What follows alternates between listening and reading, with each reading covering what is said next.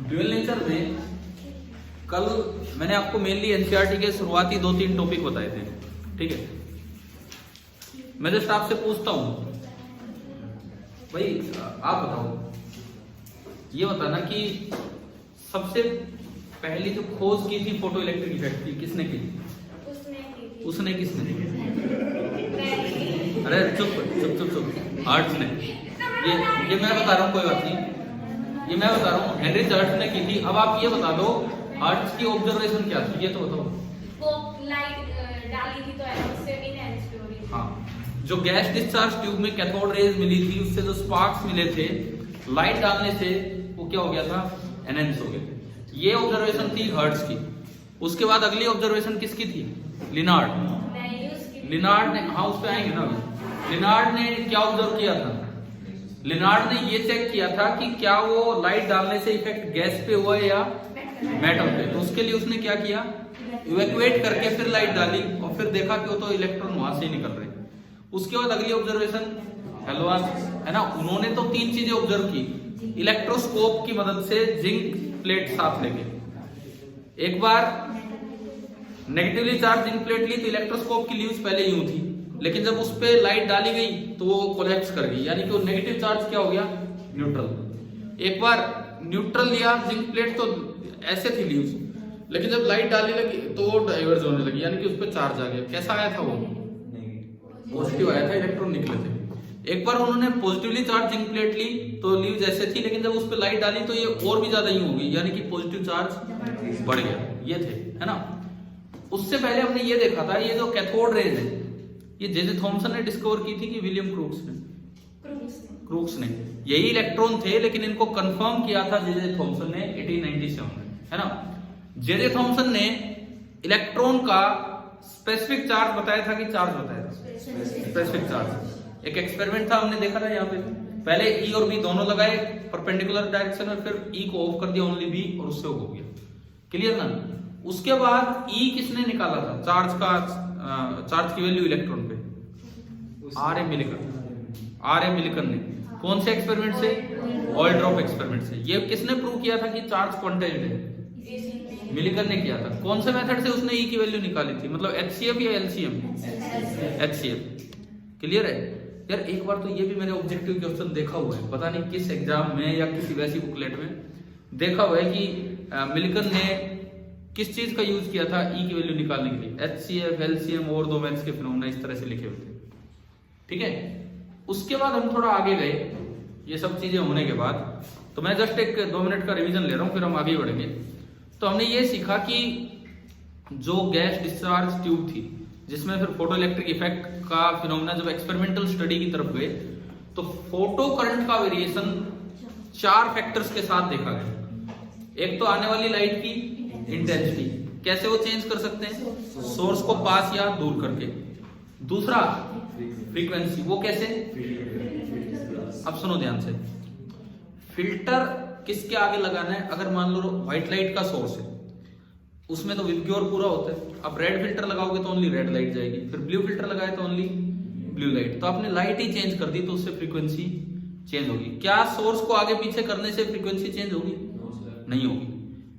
अगर ये तो फिल्टर वाला ये जो तरीका था जो हमने व्हाइट लाइट पे यूज किया, विजिबल लाइट से तो केवल अल्कली मेटल्स में ही तो इलेक्ट्रॉन निकलते हैं। कोई और मेटल होगा तो फिर उसमें तो पार नहीं पड़ेगी ऐसे। तो उसमें क्या किया जाता है? उसमें मरकरी लैंप का यूज किया जाता है। मरकरी लैंप में अल्ट्रावायलेट से लेके विजिबल तक कई रेडिएशंस आती है, कई लाइंस आती है। अल्ट्रावायलेट से लेके विजिबल तक, रेड तक कई लाइंस आती है। फिर उसमें आप फिल्टर लगा के आप अल्ट्रावायलेट वाला भी पास कर सकते हो, क्योंकि नॉर्मल मेटल में, अल्कली मेटल अगर वो नहीं है तो विजिबल से कुछ नहीं होगा। किससे लाइट निकलेगी बाहर? अल्ट्रावायलेट से। थोड़ी हाई एनर्जी वाली बीम आपको डालनी पड़ेगी, ठीक है ना। ये चीजें बुक में ही हैं, मैं आपको पढ़ा दूंगा अभी, लेकिन यहां तक समझ आया। उसके बाद अगला जो काम है एक्सपेरिमेंटल स्टडी को आगे बढ़ाना है। जैसे अगर आप अपनी किताब देखेंगे तो पहले होगा इफेक्ट ऑफ शायद इंटेंसिटी, है ना। फिर कभी फ्रीक्वेंसी का इफेक्ट आ रहा होगा, पोटेंशियल का इफेक्ट आ रहा होगा। ये सारी चीजें स्टडी करनी है। अभी चलते हैं उनपे। कल तक जो पढ़ा एक बार ये देखें कि थोड़ा सा एक्सरसाइज में से कोई उनपे कोई बेसिक क्वेश्चन हो, इस तरह का कोई पार्ट।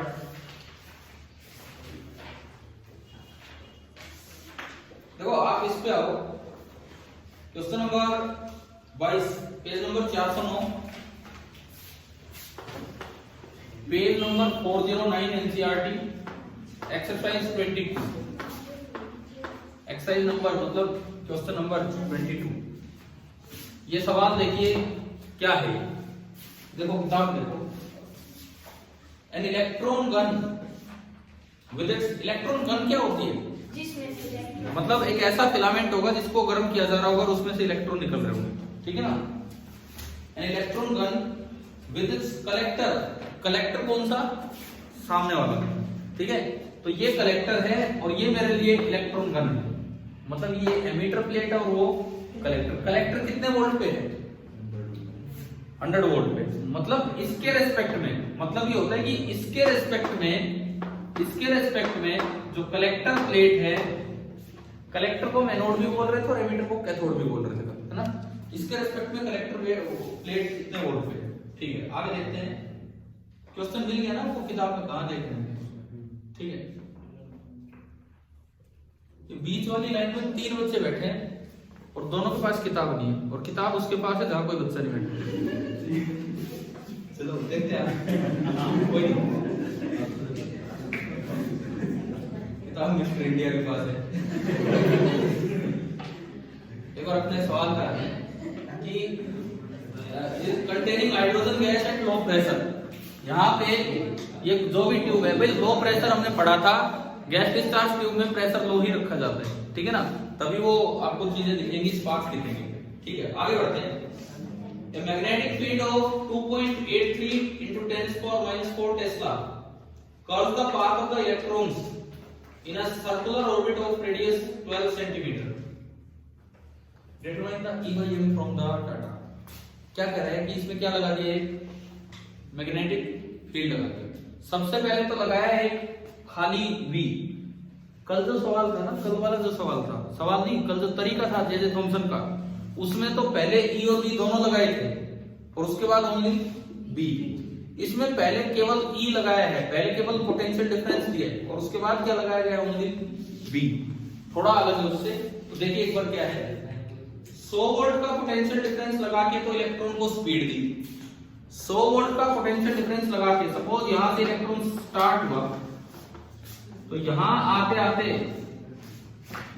आते इलेक्ट्रॉन कितनी स्पीड गेन कर लेगा, कितनी काइनेटिक एनर्जी गेन कर लेगा,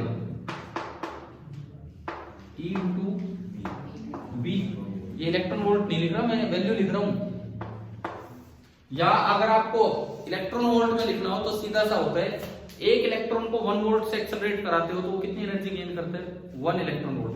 तो एक इलेक्ट्रॉन को 100 वोल्ट से एक्सेलरेट कराओगे तो कितनी एनर्जी गेन करेगा, 100 इलेक्ट्रॉन वोल्ट, जिसको आप यूं भी लिख सकते हो 100 इंटू 1.6 इंटू 10⁻⁻19 जूल। कितनी एनर्जी इसको मिली, कितनी काइनेटिक एनर्जी, वो समझ आया। उसके बाद देखो क्या लिखता है, A magnetic field of 2.83 into 10⁻⁻⁴ Tesla। यहां तो केवल E है, B नॉन जीरो है ना, B जीरो है। E किधर है बताओगे, इसमें किस डायरेक्शन में E है, इधर, पॉजिटिव से नेगेटिव, तभी तो इलेक्ट्रॉन उधर भाग गए। कल जो जे थॉमसन वाला पढ़ा है उसमें ध्यान आपको E और B दोनों थे, यहाँ ऐसा कुछ नहीं है, बस पहले इतने वोल्ट से एक्सेलरेट किया, अब आगे B लगा दिया। सपोज मैंने B लगा दिया, इलेक्ट्रॉन U एंट्री कर रहा है, तो V क्रॉस B तो ऊपर, तो Q into V cross B, force किधर लगेगा, नीचे। तो ये ना, ये इसमें घूम जाएगा, ये एक पाथ में घूम जाएगा, ठीक है। आपको बताना है E/M, ये पाथ का रेडियस दे रखा है 12 सेंटीमीटर, आपको रेडियस दे दिया 12 सेंटीमीटर रेडियस दे दिया। और मैग्नेटिक फील्ड वाले चैप्टर में जो पिछली क्लास में रिवाइज भी हुआ था, हम पढ़ते हैं कि रेडियस का फॉर्मूला होता है mv/qb। अच्छा जी, रेडियस को थोड़ा और आगे बढ़ाएं तो mv मतलब मोमेंटम, और मोमेंटम को मैं लिख सकता हूं 2 into mass into kinetic energy. याद रखिए, mv होता है मोमेंटम और ये होता है 2 into mass into kinetic energy. और kinetic energy E into 100। E उस पे चार्ज है, मैं उसको खत्म नहीं कर रहा, क्योंकि मुझे तो ई बाई एम निकालना है, तो अच्छा नहीं है कि आप ये वैल्यूज पुट करें। ज्यादा बेटर ये है मुझे ई बाई एम निकालना है, तो मैं इसको लिख के चलूं ई इंटू 100, ये ठीक है। अब मैंने ये यहाँ पे पुट किया, डिवाइडेड बाई चार्ज है ई और मैग्नेटिक फील्ड है बी। आगे के यहां तक समझ में, squaring both the sides, are square is equal to, दोनों साइड हमने स्क्वायर किया, ये अंडर रूट पूरा हटा, तो 2m e into 100 divided by E square into B. E से एक ई कैंसिल हो गया, बी स्क्वायर होगा, ठीक है। ई से एक ई कैंसिल, मुझे ई बाई एम निकालना है, तो ई बाई एम को इधर उठा लो, ई बाई एम बराबर 200, ऊपर तो हुआ 200 और नीचे कितना आया बी स्क्वायर और आर स्क्वायर। बी और आर की वैल्यूज आपको दे रखी है, ये इसमें पुट करना था। तो ये लगभग वैसा सवाल है जो कल जे थॉमसन वाला मेथड हमने पढ़ा, लेकिन उससे अलग भी है, क्योंकि उसमें इस इलाके में ई और बी दोनों थे, यहाँ केवल पोटेंशियल डिफरेंस का जिक्र किया गया। समझ आया? एडिशनल एक्सरसाइज का क्वेश्चन है ये। देखो इस चैप्टर में आप ये एडिशनल एक्सरसाइज मिला के अगर पूरा चैप्टर कर लेते हैं तो कॉम्पिटिटिव एग्जाम तक की ठीक ठाक सी तैयारी हो जाती है इस चैप्टर से। सही से सवाल दे रखे होंगे यहाँ पे।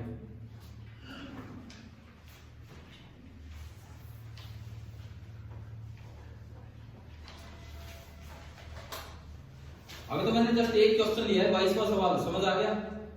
ये लेने का पर्पस ओनली इतना सा था कि आप खुद एनसीईआरटी स्टार्ट करो, एक्सरसाइज स्टार्ट करो। हमने तो बीच से कोई सवाल ले लिया, कल तक मिलता जुलता। अब मैं आता हूं पेज नंबर 390 पे और कल वाले काम को आगे बढ़ाते हैं। इंटेंसिटी और फ्रीक्वेंसी कैसे चेंज की जाती है वो हमने आपको पढ़ा दिया, वही लास्ट लाइनें हैं। पेज नंबर 390 पे देखिए, पेज नंबर यही होंगे कि नहीं बुक में कुछ अलग है? यही है ना जहां मैं बोल रहा हूं। अगला काम है, अब ये फोटो इलेक्ट्रिक इफेक्ट हम स्टार्ट कर रहे हैं। सबसे पहले ये अरेंजमेंट समझे एक बार, क्या अरेंजमेंट है।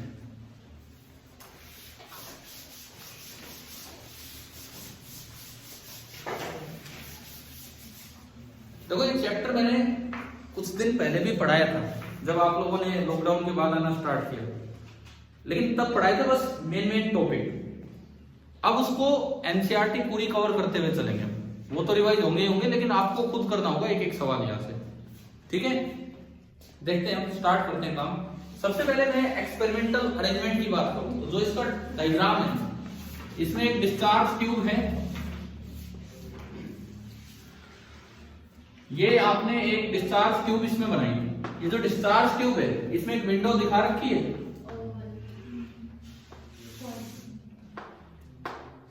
क्वार्ट्ज विंडो इस तरह से बना देते हैं।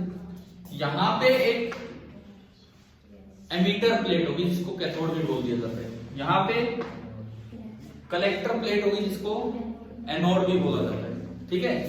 इसके बाद ज्यादा अच्छा होता है कि अगर आप यहां क्या यूज करें, वैक्यूम, ताकि गैस के आयनाइजेशन का कोई इफेक्ट ना हो, केवल फोटो इलेक्ट्रिक इफेक्ट ही समझ आएगा। ये आपकी दो प्लेट्स, ये कैथोड, ये एनोड, या फिर ये एमीटर प्लेट और ये कलेक्टर प्लेट, ठीक है? अब थोड़ा सर्किट पूरा करने के लिए इन्होंने बैटरी विद कम्यूटेटर यूज किया है नीचे। बैटरी विद कम्यूटेटर किस तरह से, देखो मैं आपको कम्यूटेटर वाला काम समझाता हूं इनका। ये जो प्लेट है, यहां से एक पॉइंट ले गए सीधा, कम्यूटेटर वाला काम समझाता हूं भाई। मैंने उस दिन भी शायद पहले पढ़ाया, तो भी बोलो एग्जैक्टली इनका डायग्राम कॉपी करने की कोई जरूरत नहीं, ठीक है? एग्जैक्टली कि कम्यूटेटर बनाने में अटकते रहो कि क्या है, बिल्कुल कॉपी करने की कोई जरूरत नहीं है। आपका जैसे मन करे वैसे बना सकते हो। हाँ, नीचे देखो एक बैटरी लगा रखी है उन्होंने, नीचे एक बैटरी लगा रखी है, उसको भी कॉपी करने की कोई जरूरत नहीं। क्यों देख रहे हो उसे? इधर देखो भाई, सुनो क्या करना है हमें। बैटरी का कि किधर ही पॉजिटिव दिखाओ किधर ही नेगेटिव, कोई फर्क ही नहीं पड़ रहा उससे, क्योंकि हमें दोनों चीजें पढ़नी है, कभी उसको पॉजिटिव रखना होगा और कभी उसको नेगेटिव, ठीक है?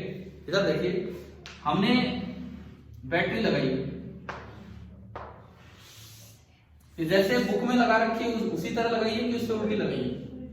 उससे उल्टी लगाइए। कैसे पता लगा आपको? उसमें क्यों देख रहे हो? बुक में, तो नोटबुक में से कैसे पता लग गया बुक से उल्टी है? सुनो, सुनो तो कोई नहीं।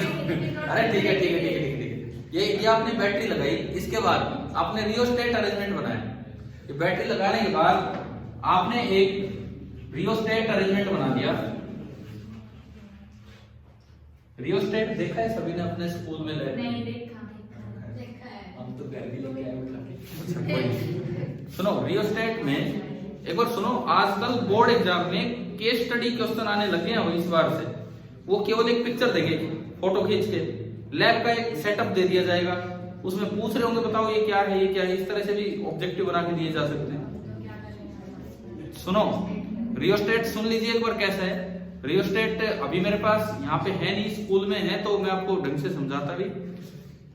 उसमें एक ऐसा सिलेंड्रिकल वायर होती है, ऊपर एक स्लाइडिंग कॉन्टेक्ट होता है। स्लाइडिंग कॉन्टेक्ट, जो स्लाइडिंग कॉन्टेक्ट होता है वो तो वेरिएबल टर्मिनल है, और नीचे दो फिक्स्ड टर्मिनल्स होते हैं। तो 3 टर्मिनल का क्या काम? 3 का कोई काम नहीं, 2 ही हमारे काम के हैं। एक तो स्लाइडिंग कॉन्टेक्ट जिसपे आप ऊपर स्लाइड करवा सकते हो, एक नीचे कोई भी फिक्स्ड कॉन्टेक्ट। अगर मान लो मैंने स्लाइडिंग कॉन्टेक्ट एक साइड है और इधर वाला फिक्स्ड कॉन्टेक्ट ले लिया, तो उसमें इस साइड की रेजिस्टेंस शामिल हो जाती है। नहीं समझ आ रहा हो? और उधर वाला फिक्स कॉन्टेक्ट ले लिया, कल मैं भी उठा लाऊंगा एक रियोस्टेट, ठीक है, परसों वापस रख देंगे ताकि आपको बता देगी, ठीक है। अगर मेरे याद रहा तो मैं कल एक रियोस्टेट लेके आऊंगा और आपको बताऊंगा कि किस तरह से कनेक्शन होते हैं। देखो अभी इधर ध्यान दीजिए, ये रियोस्टेट है, इसमें क्या होता है? सुनो, बातें मत करो, इधर सुनो। एक हम लेते हैं फिक्स्ड कॉन्टेक्ट और एक हम ले लेते हैं वेरिएबल कॉन्टेक्ट, ठीक है। फिक्स्ड कॉन्टेक्ट जनरली एक एंड पे लिया जाता है और एक हम ले लेते हैं वेरिएबल कॉन्टेक्ट। इस तरह का कुछ अरेंजमेंट हमने लिया। अगर आप डायरेक्टली इसको यूं अटैच कर दे कि ये यहां पे है और ये वाला पॉइंट यहां पे ही है, तो ये विदाउट कम्यूटेटर वेरिएबल वोल्टेज होगी। विदाउट कम्यूटेटर वेरिएबल वोल्टेज कैसे? अब आप प्लस माइनस चेंज नहीं कर सकते भाई। ये वाली साइड कैसी है? पॉजिटिव, और ये वाली साइड नेगेटिव। ये तो आपने फिक्स कर दिया कि ये तो पॉजिटिव साइड है और ये नेगेटिव। अच्छा, अगर ये 15 वोल्ट की बैटरी है तो इतने पे हो सकता है 10 वोल्ट आया हो। इसको इधर लाओगे तो और कम हो जाएगा 5 वोल्ट, उधर ले जाओगे बढ़ जाएगा। तो क्या वोल्टेज वेरी कर रही है कि नहीं ऊपर? ठीक है। उस वेरिएबल वोल्टेज को देखने के लिए एक वोल्टमीटर लगा दिया जाता है और करंट कितना फ्लो कर रहा है उसको मेजर करने के लिए एक माइक्रोमीटर यूज कर दिया जाता है। इतनी बात तो क्लियर है। अब कम्यूटेटर क्या होता है? कम्यूटेटर का मतलब है एक ऐसा बटन कि आप उसको नीचे की तरफ दबाएं तो वो पॉजिटिव, ये नेगेटिव हो गया, और एक साइड और कर दे ऊपर की तरफ तो ये नेगेटिव हो जाए, वो पॉजिटिव, ठीक है ना। इस तरह से पलटता रहे। वो कैसे दिखाते, कैसे डायग्राम में? डायग्राम में दिखाने का बड़ा सीधा सा तरीका, इसको बुक से कॉपी करने की जरूरत नहीं तो फिर भूल जाओगे पता नहीं क्या बनाना था क्या नहीं। ये आप क्या करो, यहां से एक एंड ऊपर निकाल दो और ये कैसा एंड है? पॉजिटिव, ठीक है। यहां से ये वाला एंड आपका कैसा है? एक एंड आप यहां से निकाल दीजिए और ये वाला एंड आपका कैसा होगा? Negative and. ये कैसे हो गया? इसके बाद आप एक हिस्सा यहां ले सकते हैं और एक हिस्सा इधर ले सकते हैं, ठीक है। सिमिलरली इसमें भी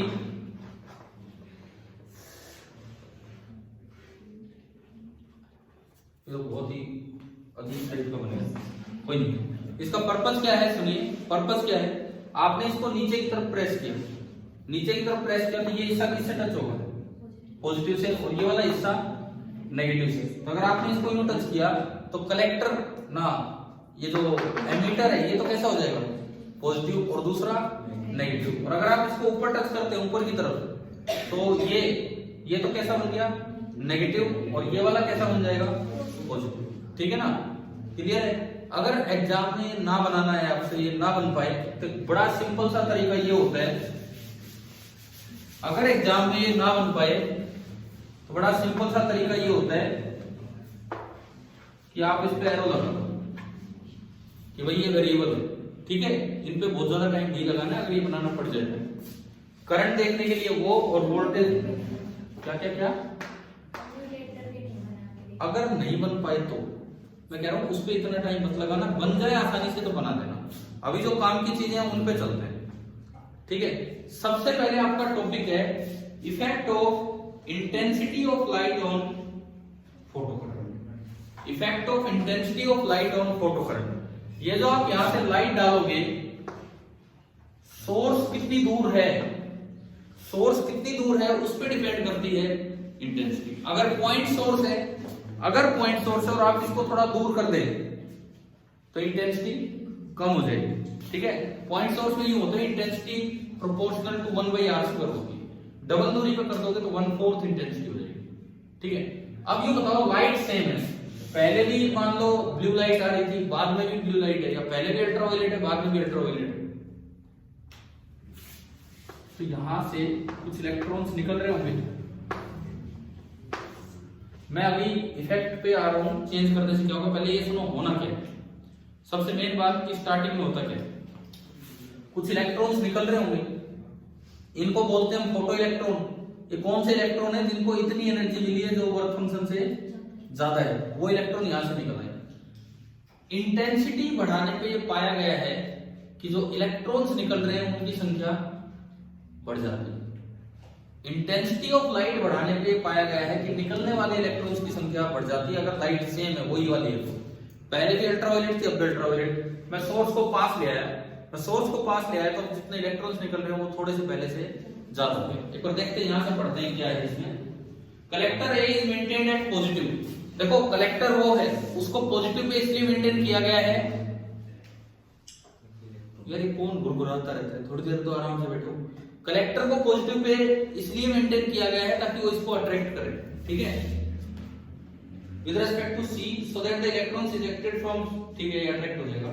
keeping the frequency of incident radiation and accelerating potential fix. अब इसमें दो चीजें फिक्स कर रखी हैं। आपने थोड़ी देर के लिए V को भी क्या कर दिया, फिक्स कर दिया, और जो लाइट है उसके सोर्स को भी क्या कर दिया, मतलब सोर्स को चेंज नहीं कर रहे, वही फ्रीक्वेंसी की लाइट जा रही थी, आगे पीछे कर सकते हो, सोर्स को चेंज नहीं कर रहे, उसी फ्रीक्वेंसी की लाइट जा रही है। ठीक है, आगे सुने।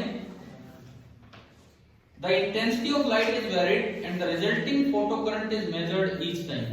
It is found that the photocurrent increases linearly with the intensity of light. ये ऑब्जर्वेशन, पहली ऑब्जर्वेशन है। क्या है पहली ऑब्जर्वेशन, कि अगर आपने ना तो ये फ्रीक्वेंसी, ना अप्लाइड वोल्टेज चेंज की, ना ये मटेरियल चेंज किया, तो चार चीजें थी ना, मटेरियल को भी चेंज नहीं करना, इसको भी चेंज नहीं करना, सोर्स को भी चेंज नहीं करना, मतलब जो लाइट आ रही है वही फ्रीक्वेंसी की लाइट आती है, लेकिन सोर्स को आगे या पीछे मूव कराना है। इसका मतलब आप ओनली क्या चेंज कर सकते हैं, इंटेंसिटी। तो यूं पाया गया कि जो फोटो करंट है that is directly proportional to intensity, linear variation. और क्या ये ग्राफ में दिखा रखा, आपको दिखा रखा है ना। इसका मतलब अगर आप इंटेंसिटी को 1/4 कर दो, इंटेंसिटी 1/4 कैसे होगी, पॉइंट सोर्स को डबल दूरी पे ले जाके इंटेंसिटी को 1/4 कर दो तो जो फोटो करंट है वो भी 1/4 हो रहा था। ठीक है, अगर आप इसको हाफ डिस्टेंस पे ले आए, इंटेंसिटी 4 गुना होगी तो फोटो करंट भी 4 गुना ही हो रहा था। और फोटो करंट बढ़ने का मतलब है कि इलेक्ट्रॉन ज्यादा निकल रहे हैं। तो लास्ट में कंक्लूजन लिखता है कि this implies that the number of photo electrons emitted per second is directly proportional to the intensity of incident radiation. भाई फोटो करंट का मतलब ये होता है चार्ज फ्लोइंग पर सेकंड, और चार्ज डिपेंड करता है नंबर ऑफ फोटो इलेक्ट्रॉन्स पे। तो जो पहला हमारा ये जो ऑब्जर्वेशन है ये था कि जो number of photo electrons emit हो रहे हैं पर सेकंड, एक सेकंड में कितने एमिट हो रहे हैं, वो डायरेक्टली प्रोपोर्शनल होता है किसके, इंटेंसिटी के। अगर फ्रीक्वेंसी को फिक्स रखा। अब मैं एक सवाल पूछता हूं यहीं पे, मैंने फ्रीक्वेंसी डबल कर दी, सपोज क्वेश्चन ये है, फ्रीक्वेंसी हमने डबल कर दी, ठीक है, और जो इंटेंसिटी है वो 4 टाइम्स कर दी। अब बताओ फोटो करंट कितने टाइम्स होगा, 1 टाइम्स, मतलब 1/8 हो जाएगा। इंटेंसिटी 4 गुना की है मैंने। अरे यार सुनो, मेरी बात सुनो आराम से, मेरा सवाल क्या है, एक मिनट मेरी बात सुनो। अभी आपने पढ़ा कि अगर फिक्स्ड फ्रीक्वेंसी की लाइट की इंटेंसिटी डबल करते हो तो फोटो करंट भी डबल होगा। इंटेंसिटी 4 गुना की तो फोटो करंट भी 4 गुना होगा। उससे पता लगा कि नंबर ऑफ इलेक्ट्रॉन जो निकल रहे हैं वो इंटेंसिटी पे डिपेंड कर रहे हैं। अब आगे, क्योंकि हम पहले पढ़ भी चुके हैं ये चीजें, फोटोन थ्योरी, ये तो रिवीजन लेक्चर है। आइंस्टाइन ने बताया था कि नंबर ऑफ इलेक्ट्रॉन्स किस पे डिपेंड करते हैं, नंबर ऑफ फोटॉन्स पे, कोई इंटेंसिटी फ्रीक्वेंसी पे नहीं, कितने फोटोन आ रहे हैं उस पे डिपेंड करते हैं। मैं मान के चल रहा हूं कि कुछ फोटोन थ्योरी दिमाग में है, क्योंकि वो इसमें अभी बुक में आगे आएगी, लेकिन हम उसके अकॉर्डिंग चीजों को समझते चलेंगे। कुछ 1-2 महीने पहले हमने पढ़ी थी वो चीजें, ठीक है। देखो अब इधर सुनो, फ्रीक्वेंसी, हाँ फ्रीक्वेंसी डबल हुई, इसका मतलब हर एक पैकेट की एनर्जी डबल होगी। आपको पता होगा कि फोटोन थ्योरी कहती है कि एक पैकेट की एनर्जी कितनी होती है, h, एक फोटोन की एनर्जी होती है h। तो अगर फ्रीक्वेंसी डबल हुई तो हर एक पैकेट की एनर्जी डबल होगी। अच्छा, इंटेंसिटी होती है total energy, total energy crossing unit area in unit time. तो टोटल एनर्जी तो होगी 4 गुना, और एक पैकेट की एनर्जी होगी डबल, तो नंबर ऑफ पैकेट्स क्या होंगे 2 टाइम्स। इसके लिए कोई बहुत ज्यादा दिमाग नहीं चाहिए समझने के लिए। सुनो, पहले आ रहे थे 10 पैकेट 1-1 जूल के, पहले आ रहे थे 10 पैकेट 1-1 जूल के, भूल मत जाना जो मैं बोल रहा हूं। पहले 10 पैकेट आ रहे थे 1-1 जूल के, तो बताओ टोटल एनर्जी कितनी आ रही है 10, तो इंटेंसिटी 10 हो। अब इंटेंसिटी कितने टाइम्स होगी, 10 की बजाय इंटेंसिटी कितनी कर दी 40। पहले पैकेट 1-1 जूल के आ रहे थे, अब 2-2 जूल के, तो 40 जूल टोटल एनर्जी आने में 2-2 जूल के पैकेट आए, तो कितने पैकेट आए 20 ही आए ना। पहले कितने फोटोन आ रहे थे 10, और अब कितने फोटोन हो गए 20, तो नंबर ऑफ फोटोन डबल, तो जो इलेक्ट्रॉन निकल रहे होंगे वो भी डबल होंगे। इस तरह से समझ आया। तो यूं मत याद करो कि photo current is directly proportional to intensity.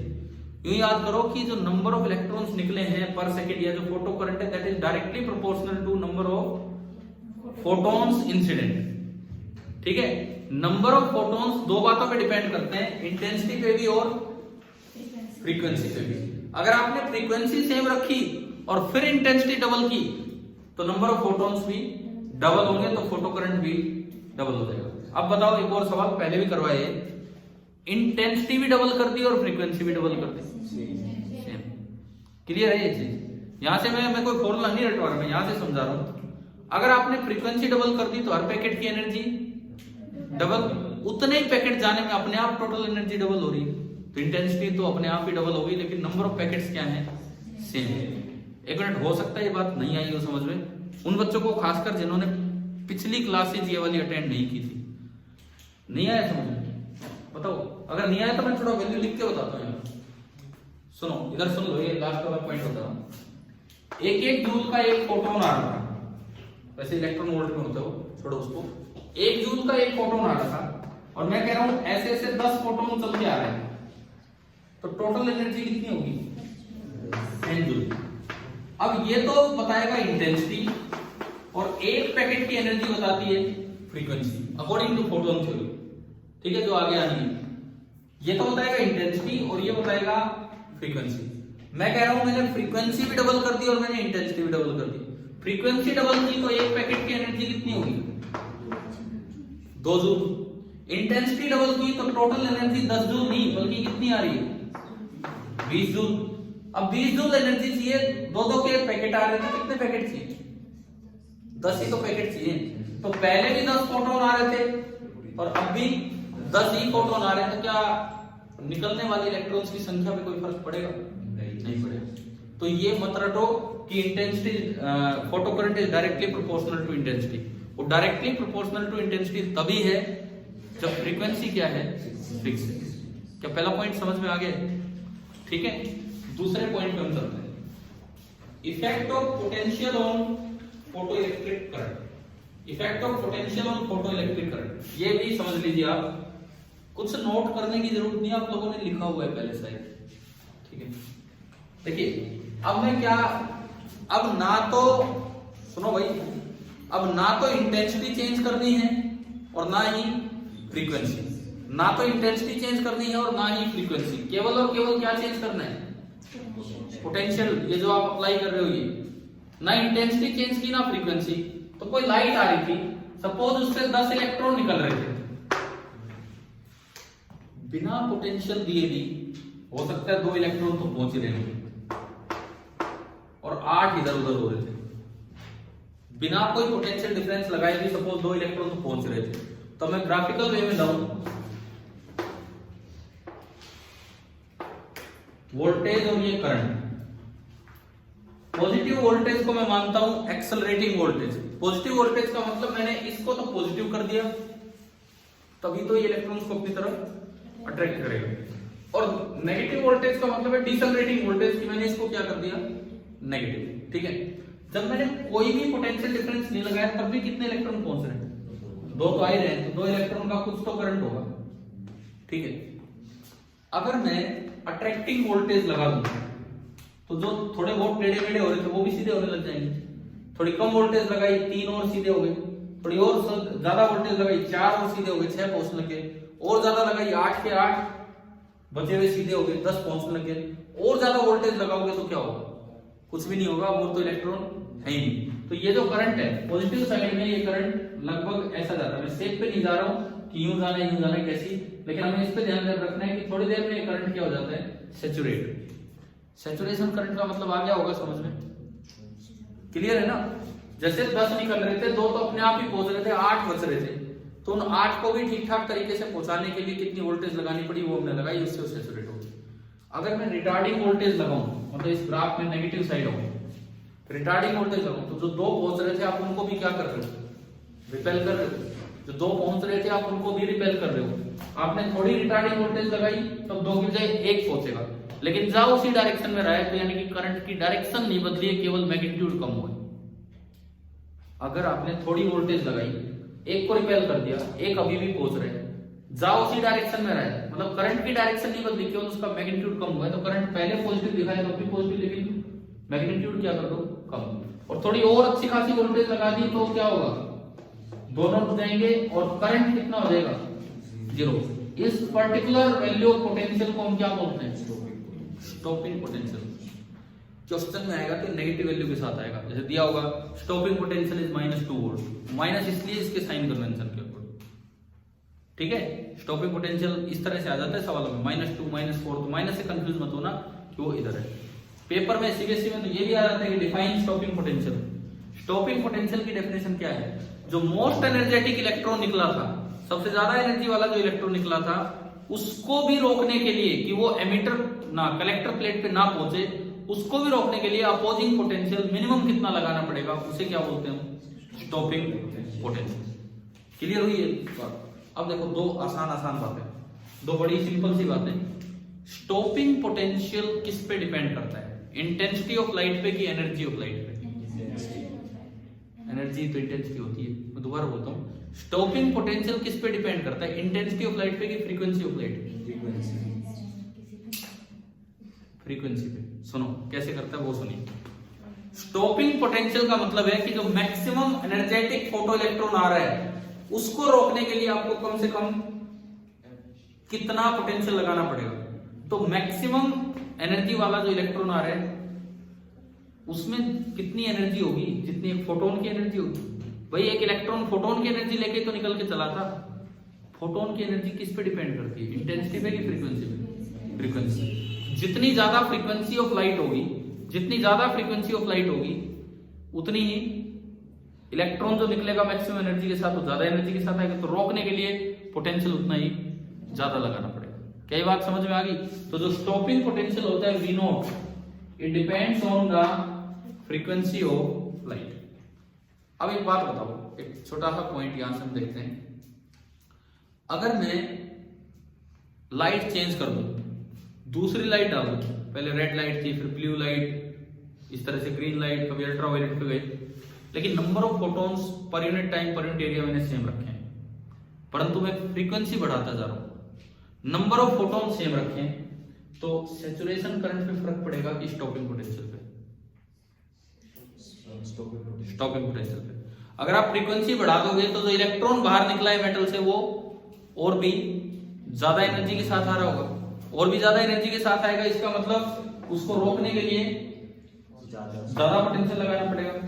लेकिन आप कह रहे हैं कि फोटॉन्स आप उतने ही डाल रहे हैं, इंटेंसिटी को इस तरह से एडजस्ट किया है कि नंबर ऑफ फोटॉन्स उतने आए, तो ये जो ग्राफ है ये लगभग यूज आएगा। सैचुरेशन करंट तो क्या रहेगा दोनों में सेम, लेकिन फ्रीक्वेंसी ऑफ लाइट किसमें ज्यादा है, इसमें। सैचुरेशन करंट क्यों सेम है? नंबर ऑफ फोटॉन्स सेम है। क्या इन दोनों लाइट्स की इंटेंसिटी सेम है? बताओ भाई, ये दो लाइट डाली, क्या इनकी इंटेंसिटी सेम है? मैं कह रहा हूं नंबर ऑफ फोटॉन्स सेम है और फ्रीक्वेंसी इसकी ज्यादा है। 10 ही तो पैकेट इसके आ रहे थे, 10 ही पैकेट इसके आ रहे थे, लेकिन फ्रीक्वेंसी इसकी ज्यादा है। इसका एक पैकेट 2 जूल का था और इसका एक पैकेट 1 जूल का है, तो इसकी तो टोटल एनर्जी कितनी हुई?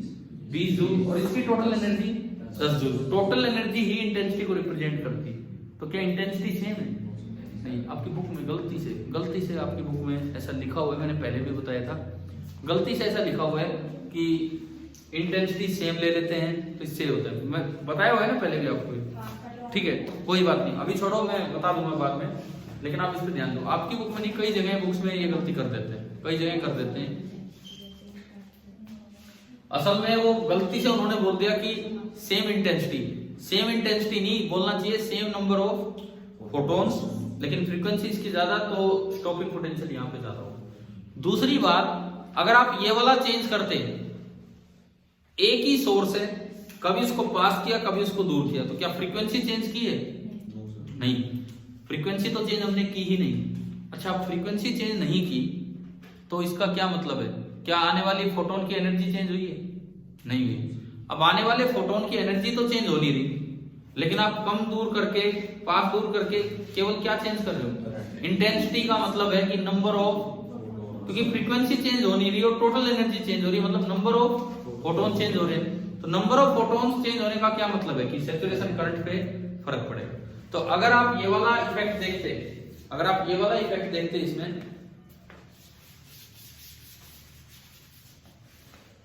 वाला इफेक्ट देखते कि वैसे तो एक ग्राफ ऐसा बना हुआ है, अब मैंने एक दूसरी लाइट डाली सेम फ्रीक्वेंसी की लेकिन ज्यादा इंटेंसिटी की।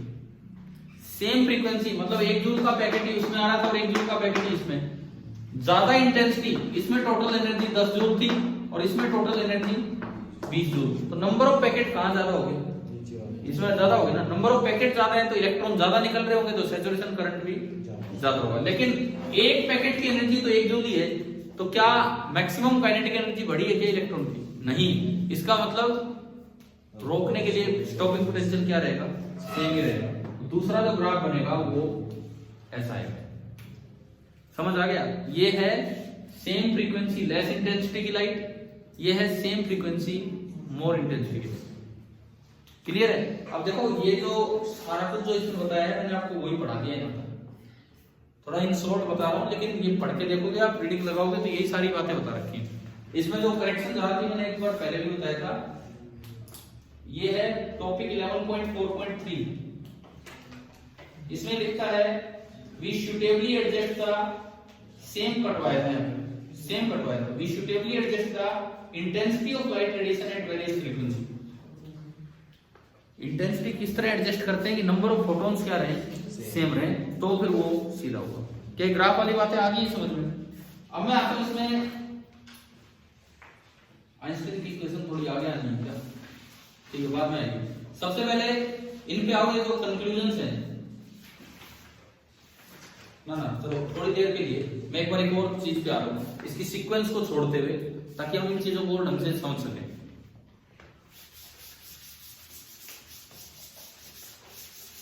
अब आइंस्टाइन ने फोटोन थ्योरी दी, जो आपके पॉइंट्स बना के लास्ट में आगे दिए हुए। इधर सुनो, आइंस्टाइन की फोटोन थ्योरी इतनी सिंपल सी थी कि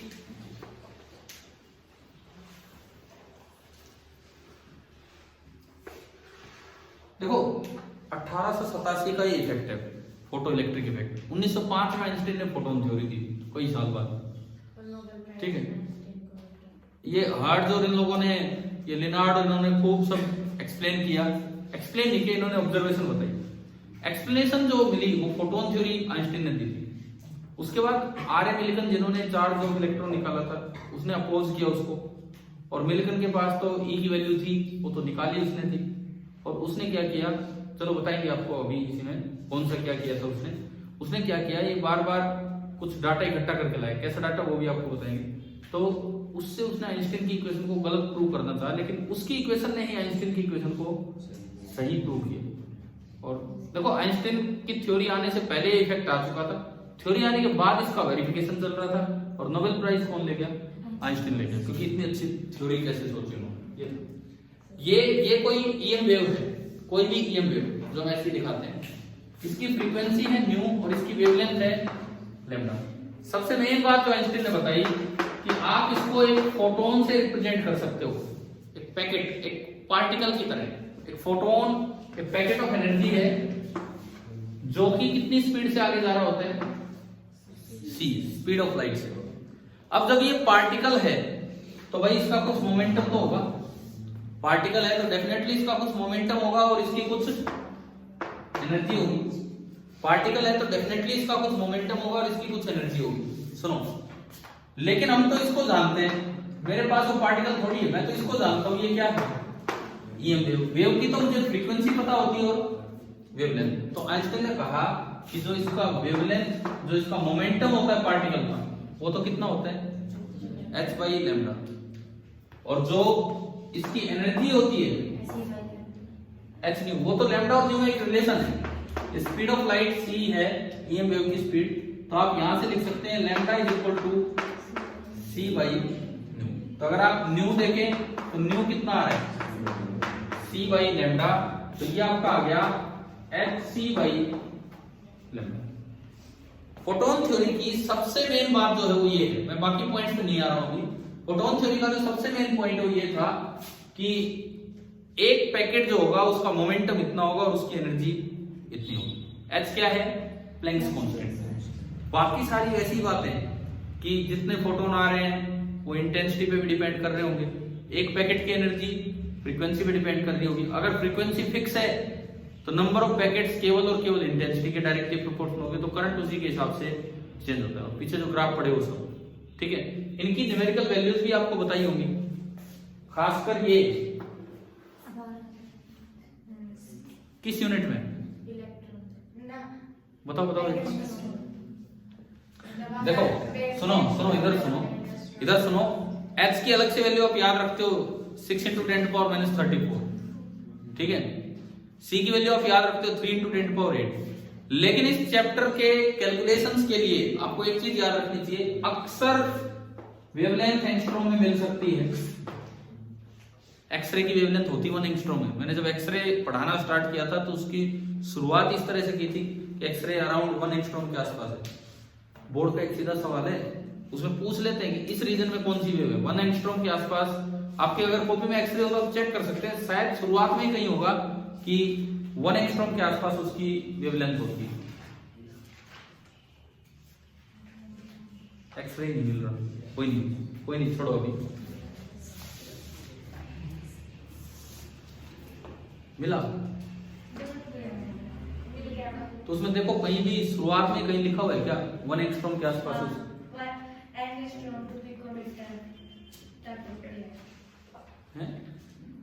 हाँ यही है ना, ठीक है। सुनो, अगर आपको लैम्डा एंगस्ट्रॉम में दी है और आपको एनर्जी इलेक्ट्रॉन वोल्ट में चाहिए तो hc की वैल्यू कितनी बताई थी, 12400। तो ये जो hc होता है इसकी यूनिट होती है 12400 एंगस्ट्रॉम इलेक्ट्रॉन वोल्ट। अब अगर आप वेवलेंथ को एंगस्ट्रॉम में पुट कर दो, जैसे 1 एंगस्ट्रॉम, तो एंगस्ट्रॉम से एंगस्ट्रॉम कैंसिल हो गया और जो एनर्जी निकल के आएगी वो कितनी आ जाएगी, 12400 इलेक्ट्रॉन। ये लिखवा रखा होगा सर, कैलकुलेशन तो इसी से होंगी, नहीं तो फिर वो h और c और सब पुट करते चलेंगे हम बार बार। क्लियर है ना ये चीज? और ये इसलिए भी जरूरी है, सारे वर्क फंक्शन फाई नोट में दिए होते हैं। वर्क फंक्शन क्या था, मिनिमम कितनी एनर्जी दे जांच के लिए। अब मैं आता हूं आइंस्टाइन की इक्वेशन पे। देखो आइंस्टाइन ने एक बड़ी अच्छी सी इक्वेशन बना के दी, थोड़ी देर के लिए मैंने एक बार सीक्वेंस छोड़ दी है, अभी फिर आएंगे उस पे।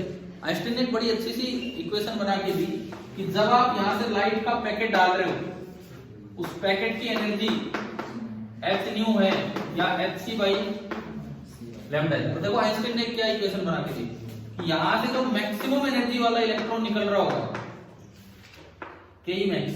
अब मैं आइंस्टाइन की इक्वेशन की तरफ चलता हूं। मैक्सिमम काइनेटिक एनर्जी वाला जो इलेक्ट्रॉन निकलेगा मतलब half into mass of electron into V max का स्क्वायर, जिसको रोकने के लिए आपको वी नोट पोटेंशियल डिफरेंस लगाना पड़ा, ई वी नोट। आइंस्टाइन ने कहा कि उसकी वैल्यू होती है पैकेट की एनर्जी में से फाई नोट घटा दो। पैकेट की एनर्जी में से आप फाई नोट घटा दो। पैकेट की एनर्जी कितनी, H nu minus phi naught, या फिर आप लिख सकते हैं H C by lambda minus phi note.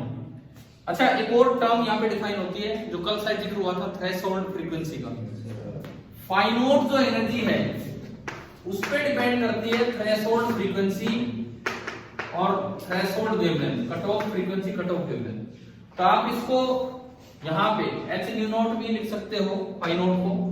तो फाई नोट को अगर एच न्यू नोट लिखें तो बना H into nu minus nu naught, या अगर फाई नोट को H C by lambda naught लिखें तो बनेगा H C into one by lambda minus one by lambda note.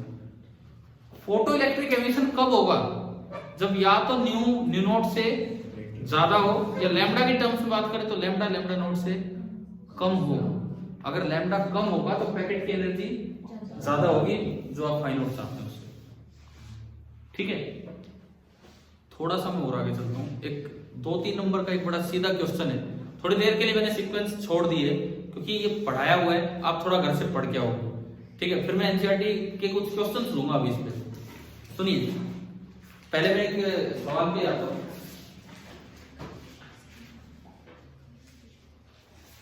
आप एक बार ये निकालो, exercise page number 410 question number 26, page number 410 question number 26 11.26। देखो मैं बताता हूं, जैसा मतलब मेरा जो अनुभव है पिछले 5 या 6 सालों का, जो मुझे ध्यान है, पिछले 5-6 साल के जो बोर्ड पेपर्स का जो मतलब मुझे याद है, मैं 3 बार ये सवाल देख चुका हूं, 3 बार ये का एक क्वेश्चन 3 टाइम्स बोर्ड एग्जाम में मैं देख चुका हूं। ठीक है, वैसे तो भाई उससे पिछले 5 सालों के तो मुझे याद ही नहीं है क्या आ रहे थे क्या नहीं। यूं तो लगभग 10 साल के करीब हो गए, लेकिन इतना ध्यान नहीं है। पिछले 5 साल में लगभग 3 बार मैं सवाल देख चुका हूं, तो हमें देख ही लेना चाहिए क्या है। 11.26 अल्ट्रावायलेट लाइट और वेवलेंथ कितना 2271 एंगस्ट्रॉम। तो यूं बताओ, क्या अभी वो 12400 वाली वैल्यू बताई थी, क्या उससे एक बार में एनर्जी इलेक्ट्रॉन वोल्ट में आ जाएगी? 12400 electron volt angstrom divide by इतना एंगस्ट्रॉम, कट गया, इलेक्ट्रॉन वोल्ट में एनर्जी आ गई। ठीक है, आपको पैकेट की एनर्जी मिली। कई बार पता है क्या होता है, हम ये थ्योरी पढ़ जाते हैं पूरी। ठीक है, मैंने पहले पढ़ा भी रखा है चैप्टर, लेकिन आप जब फर्स्ट टाइम ऐसा क्वेश्चन बोर्ड में आएगा, अगर आपने कर नहीं रखे तो आपको ना तो यूं पता लगेगा ये एनसीईआरटी का क्वेश्चन है, और फिर भरोसा नहीं हुआ 3 बार पढ़ लो, ये नहीं समझ में आएगा क्या डायरेक्ट है क्या करना है। एक बार पढ़ो ये सवाल।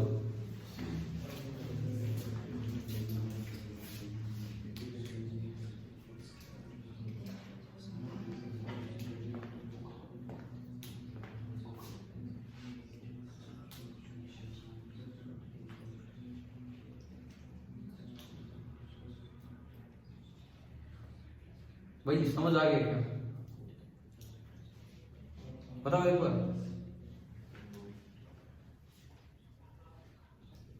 समझ आ गया? एक्चुअली क्या होता है, एक बार तो हम अंग्रेजी पढ़ देते हैं वैसे ही दोबारा कोशिश करते हैं कि यार क्या था ये, यूं थोड़ी पढ़ना होता है। ध्यान से सुनो, ये मैं कह रहा हूँ बोर्ड में 3 बार आ रही है सवाल। अगर बच्चे एनसीईआरटी नहीं करके जा रहे हैं तो नहीं होने वाला उनसे, मतलब ही समझ नहीं आता। पहले अब मैं समझाता हूँ, सुनिए आराम से। अल्ट्रावायलेट लाइट और वेवलेंथ 2271 एंगस्ट्रॉम, मतलब ये क्या बताना चाह रहा है? पैकेट की एनर्जी, पैकेट की एनर्जी बताना चाह रहा है जो डाली गई है। From A 100 what mercury source, मैंने कहा था मरकरी लैंप एक अच्छा लैंप होता है क्योंकि उसमें से कई लाइंस आती रहती है, जो चाहिए वो आ जाएगी। तो ये वाली लाइन भेजी गई है फिल्टर का यूज करके, समझ आ रहा है? 100 वॉट का मरकरी सोर्स है।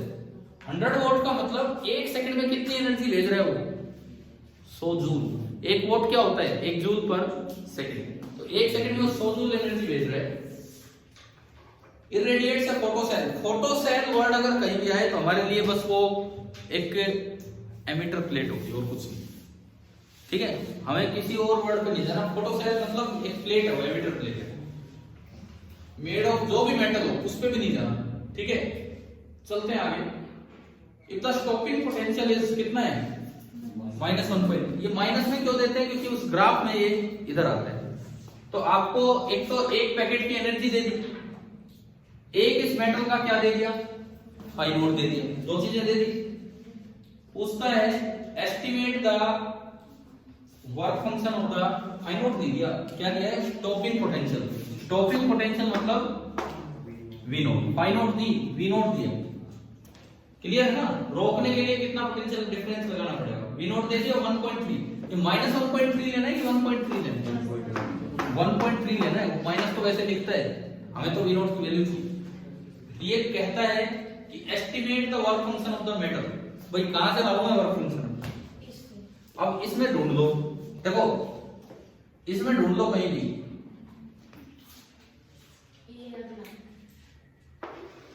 इसको इससे इक्वेट कर दिया। इस आइंस्टीन की इक्वेशन में से मैंने ये निकाला E into V naught that is equal to HC, जिसको इकट्ठा रखो by lambda minus phi naught. HC कितना पुट करेंगे? 12,400। एक बार सुनो, आप घर से करना, मैं जो बता रहा हूं उस पर ध्यान दो। ये आइंस्टीन की इक्वेशन में से 2 पार्ट उठाए। HC की वैल्यू 12,400, लैम्डा एक्स्ट्रॉम में पुट किया जो दिया है, उससे इलेक्ट्रॉन वोल्ट में आ गई है वैल्यू। फाई नोट भी आता तो इलेक्ट्रॉन वोल्ट में ही है। फाई नोट जो होता है वो भी आपका इलेक्ट्रॉन वोल्ट में ही आता है, तो ये भी इलेक्ट्रॉन वोल्ट में आ गया। ईवी नोट कितना?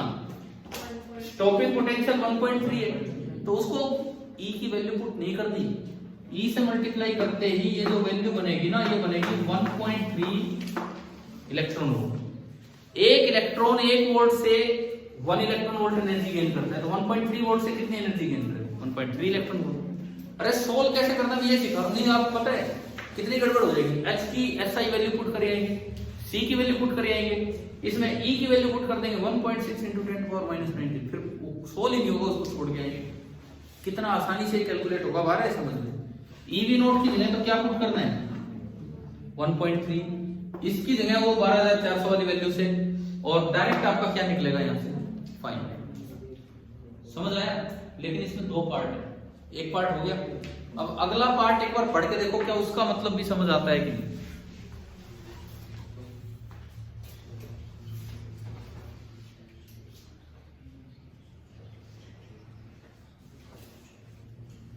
How would the photocell respond to a high intensity?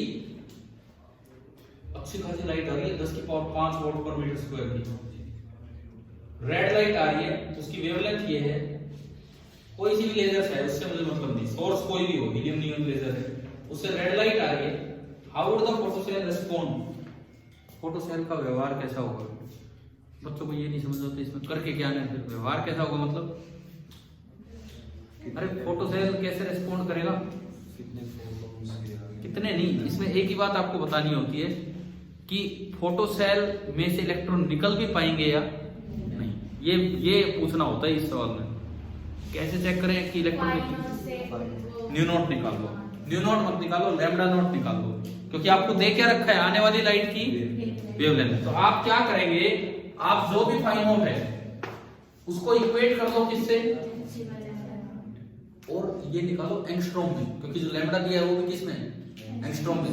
कैसे सुनिए, अभी आपने फर्स्ट पार्ट में फाई नोट निकाला, फर्स्ट पार्ट में फाई नोट निकाला, वो इलेक्ट्रॉन वोल्ट में आएगा।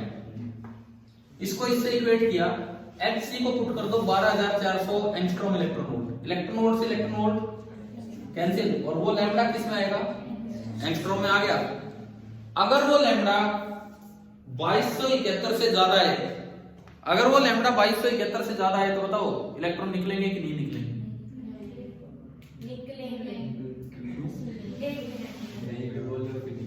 अरे आप बोलो क्या होगा? 2271 की तो पुरानी लाइट थी जिससे इलेक्ट्रॉन निकल रहे थे। मैं कह रहा हूं अगर आपने ये लैम्डा नया कैलकुलेट किया, लैम्डा नोट कैलकुलेट किया, लैम्डा नोट, अगर ये लैम्डा नोट 2271 से रेड लाइट वाला है ना, रेड लाइट वाला कौन सा है, जितने भी 6328 से कंपेयर करना है, 6328 से, उससे नहीं, 2271 से नहीं, 6328 एंगस्ट्रॉम से। जो रेड लाइट आपने डाली उसकी वेवलेंथ कितनी है, 6328 एंगस्ट्रॉम। और आप इसका और इसका यूज करके क्या निकाल लेंगे, पहले लैम्डा नॉट। अगर लैम्डा नॉट की वैल्यू 6328 से कम आ जाए तो नहीं निकलेंगे, इसका मतलब है 6328 वाले की वैल्यू लैम्डा नॉट से ज्यादा है। अगर लैम्डा नॉट से ज्यादा हो तो इलेक्ट्रॉन नहीं निकलते, न्यू नॉट से ज्यादा हो तो इलेक्ट्रॉन निकलेंगे। एक बार मैं फिर बता देता हूं, आपको क्या करना है, पाई नॉट बराबर एक्स बाई लैम्डा नॉट से लैम्डा नॉट निकालो। वो लैम्डा नॉट डेफिनेटली इससे ज्यादा मिलेगा, ये 2271, क्योंकि 2271 वाली बीम से इलेक्ट्रॉन निकल रहे हैं, यानी कि इनका जो लैम्डा है वो लैम्डा नॉट से कम है। मैं कह रहा हूं वो जो लैम्डा नॉट आएगा वो इससे ज्यादा आएगा, क्योंकि इस लैम्डा पे इलेक्ट्रॉन निकल रहे हैं, तो इस पैकेट की एनर्जी उससे वेव फंक्शन से वर्क फंक्शन से ज्यादा है, मतलब इनकी वेवलेंथ कम है। अब जो आपका वो जो है दूसरी वैल्यू कितनी, 6000 समथिंग, अगर वो वैल्यू लैम्डा नॉट से बड़ी हो तो इलेक्ट्रॉन नहीं निकलेंगे, और अगर वो वैल्यू भी लैम्डा नॉट से छोटी है तो इलेक्ट्रॉन निकलेंगे। इलेक्ट्रॉन कब निकलते हैं, जब lambda is less than lambda naught और म्यू इज ग्रेटर देन। भाई ये कर लोगे एक बार घर जाके, ये ट्राई कर। मैं आपको बता रहा 3 बार ही आ चुका, 3 बार तो हम देख चुके हैं बोर्ड एग्जाम्स में ये का ये सवाल। तो देखो ये एग्जाम में ना कैलकुलेट ही नहीं हो पाते, अगर आपको ना तो वैल्यू याद है स्पेशल 12400 इस तरह से, तो ये कैलकुलेट ही नहीं हो पाते, ना फिर ये बिहेवियर वाली बात समझ ही आती है क्या करना है। ठीक है, ये 29 भी आया था बोर्ड एग्जाम में, यूं कहीं 1-2 साल पहले की बात है। 29 पता नहीं कौन से ईयर में आया था, 26 तो 2-3 बार देख चुके, 29 भी एक बार मुझे ध्यान है ये भी आ चुका है। अब अभी तो खैर आज टाइम हो रहा है, आप पहली बात सुनो, अगर आपने, क्योंकि मुझे पता है आपने नहीं कर रखी है एक्सरसाइज, नहीं कर रखी है तो बिल्कुल ही नहीं कर रखी है, और हम अपनी तरफ से चैप्टर करके बैठे हैं। पहले हम तो कहने को तो रिवीजन क्लास ले रहे हैं, लेकिन एनसीईआरटी की एक्सरसाइज तो अभी तक भी नहीं की है। आज ही क्या ये नए नए सवाल लग रहे हैं सीधे सीधे, तो आपका काम ये है कल के लिए, देखो एक तो यहां तक ये चैप्टर पढ़ के आना, टॉपिक 11.6 तक। अरे एक बार अपनी किताब में नजर डालो भाई, टॉपिक 11.6 जहां खत्म होता है उसके बाद स्टार्ट होता है particle nature of light, photon, ये भी पढ़ना है, ये फोटोन थ्योरी है, और सोल्ड एग्जांपल है 11.3। आप यहां के रुक जाना जहां wave nature of matter start होता है, वेव नेचर ऑफ मैटर जहां स्टार्ट होता है वहां के रुक जाना, वो चैप्टर का सेकंड पार्ट है। ठीक है, मतलब आपको 3 तो सोल्ड एग्जांपल कर लेने, 3 तो सोल्ड एग्जांपल कर देने, और ये जरूर पढ़ना photo electric effect and wave theory of light, topic 11.5 पढ़ा रखा है मैंने पहले। 3 पॉइंट्स हैं कि वेव थ्योरी क्यों नहीं एक्सप्लेन कर पाई, वेव थ्योरी क्यों नहीं एक्सप्लेन कर पाई फोटो इलेक्ट्रिक इफेक्ट को। कल मैं एक बार तो ये रिवाइज करवाऊंगा, ठीक है, और इसके अलावा एनसीईआरटी से भाई जो आपका मन करे आप ट्राई कीजिए, क्योंकि अभी मेरी तरफ से चैप्टर पूरा हुआ नहीं है, तो टॉपिक्स चल ही रहेगा। जितना बोला है अंदर 3 सोल्ड एग्जांपल जहां तक है वहां तक कल पढ़ के, और ये सुने चाहे 2 दिन और लग जाए इस चैप्टर में, वैसे मैंने कहा था एक दिन वो छोड़ो, चाहे 2 दिन और लग जाए, लेकिन एक एक सवाल इसका कर लेना है, एक एक पॉइंट इसका पढ़ लेना है, तब जाके बात करेंगे। ठीक है, नोट्स अपने साथ लेके आओ जो बच्चे पहले ये चैप्टर अटेंड किया। ठीक है, आगे कल करते हैं। Thank you.